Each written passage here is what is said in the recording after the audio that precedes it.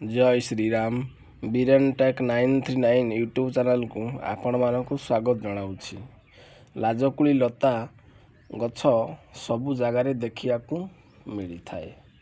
वर्षा दिन में अधिक देखा मिलता है। यार पत्र को छुईदेले पत्र झाउली पड़े और लतार छोट छोट कंटा थाए।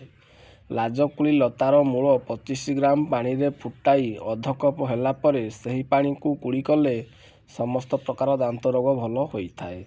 लाजकुड़ी लता गुंड और महू सहित दिन को 2 थर 15 दिन खाइले पिलांकर काश भल हुए।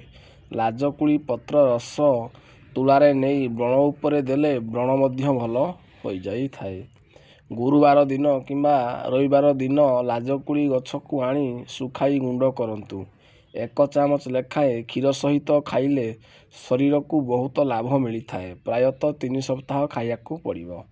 लाजकुड़ी गछर 15 ग्राम को बाटी दिंतु। सही पेस्ट 1 घंटा पर चिपुड़ी पीले नाकरू रक्तस्राव बंद होता है और बहुत आश्चर्यजनक लाभ मिली थाए।